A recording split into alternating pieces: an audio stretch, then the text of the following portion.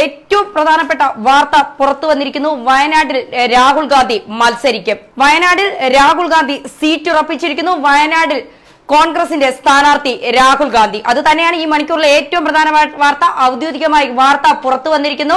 സുർജ്വാല നടത്തിയ വാർത്താ സമ്മേളനത്തിലാണ് രാഹുൽ ഗാന്ധി വയനാട് സ്ഥാനാർത്ഥിയായി മത്സരിക്കുമെന്നുള്ള വാർത്ത പുറത്തു വന്നിരിക്കുന്നത്.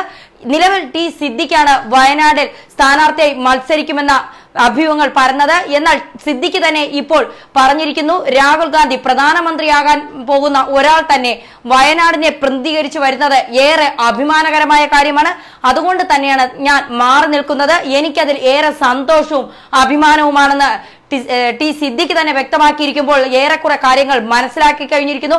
വയനാട് രാഹുൽ ഗാന്ധിയുടെ കയ്യിൽ ഭദ്രമായിരിക്കുന്നു. അല്ലെങ്കിൽ വയനാട് സീറ്റ് രാഹുൽ ഗാന്ധിക്ക് വേണ്ടി AI ഗ്രൂപ്പുകൾ ഒരുമിച്ച് നിന്ന് നൽകിയിരിക്കുന്നു. ആ വാർത്ത തന്നെയാണ് ഈ മണിക്കൂറിലത്തെ ഏറ്റവും പ്രധാനപ്പെട്ട വാർത്ത. ഡൽഹിയിൽ നടന്ന AICCയുടെ ചർച്ചകൾക്ക് ഒക്കെ ഒടുവിൽ എല്ലാ ഘടകകക്ഷികളും ഒക്കെ ആയിട്ട് നടത്തിയ ചർച്ചകൾക്കൊടുവിൽ, കേരളത്തിലെ ഘടകകക്ഷികളും ഒക്കെ ആയിട്ട് നടത്തിയ ചർച്ചകൾക്കൊടുവിലാണ് ഇപ്പോൾ ആ തീരുമാനം വന്നിരിക്കുന്നത്.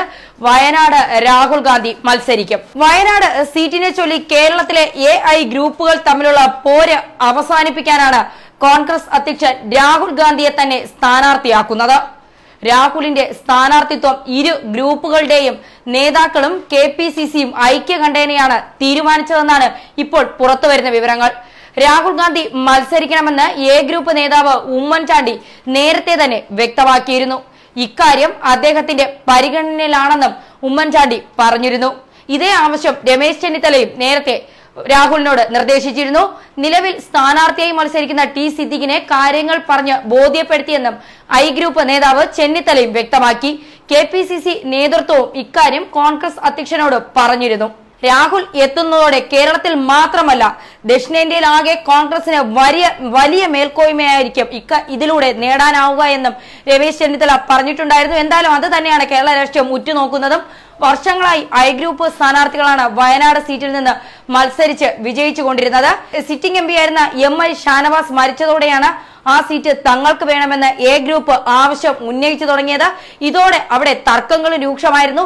അങ്ങനെ സമ്മർദ്ദ തന്ത്രങ്ങൾ പലതും പയറ്റിയാണ് ഉമ്മൻചാണ്ടി തന്റെ അനുയായിയായ കോഴിക്കോട് DCC പ്രസിഡന്റുമായ ടി സിദ്ദിഖിനെ അവിടെ നിലയുറപ്പിച്ചത്. അതിനെതിരെ ജില്ലയിലെ I ഗ്രൂപ്പ് രംഗത്തെത്തിയിരുന്നു. അവർ കോഴിക്കോട് രഹസ്യ യോഗങ്ങളൊക്കെ ചേർന്നു. അതൊക്കെ വാർത്തകളായതാണ്. ഗ്രൂപ്പ് നേതാവായ ചെന്നിത്തലയ്ക്കെതിരെ അതിൽ പ്രതിഷേധവും ഉയർന്നിരുന്നു. അതോടെ ഗ്രൂപ്പ് യോഗത്തെക്കുറിച്ച് അന്വേഷിക്കുമെന്ന് KPCC പ്രസിഡന്റ് മുല്ലപ്പള്ളി രാമചന്ദ്രൻ വ്യക്തമാക്കി. അദ്ദേഹം അന്വേഷണത്തിനായി ഇന്നലെ പുറപ്പെട്ടിട്ടുമുണ്ടായിരുന്നു. അതിന് പിന്നാലെയാണ് രാഹുലിന്റെ സ്ഥാനാർത്ഥിത്വം സംബന്ധിച്ച ചർച്ച വീണ്ടും ഉരുത്തിരിഞ്ഞു വന്നത്. രാഹുൽ എത്തുന്നതോടെ കേരളത്തിലെ 20 ലോക്സഭാ സീറ്റുകളിൽ 18 പിടിച്ചെടുക്കാനാകുമെന്ന ആത്മവിശ്വാസത്തിലാണ് KPCC നേതൃത്വം. നിലവിൽ UPയുടെ അമേഠിയിൽ രാഹുലിന്റെ സിറ്റിംഗ് സീറ്റാണ്. അവിടെ SPയും BSPയും സ്ഥാനാർത്ഥിയെ ഇതുവരെ പ്രഖ്യാപിച്ചിട്ടില്ല.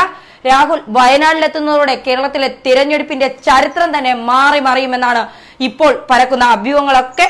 രാഹുലിനായി സീറ്റ് ഒഴിഞ്ഞുമാറുക എന്നത് തന്നെ സംബന്ധിച്ച് വലിയ അഭിമാനവും സന്തോഷവുമാണെന്ന് ടി സിദ്ദിഖും പ്രഖ്യാപിച്ചു കഴിഞ്ഞിരിക്കുന്നു. ഈ അപ്രതീക്ഷിത നീക്കം ഇടത് പക്ഷത്തിനും BJPക്കും വലിയ തിരിച്ചടി തന്നെയാണ് നൽകിയിരിക്കുന്നത്. തുടക്കത്തിൽ സ്ഥാനാർത്ഥി നിർണയത്തെ സീറ്റിനെയും ചൊല്ലി കലഹിച്ചിരുന്ന കോൺഗ്രസ് വടകരയിൽ കരുത്തുറ്റനായ K മുരളീധരനെ കളത്തിലിറക്കിയാണ് അവിടെ മേൽക്കോയ് നേടിയത്. അതിന് പിന്നാലെയാണ് രാഹുൽ ഗാന്ധിയുടെ ഈ ചുവടുവയ്പും.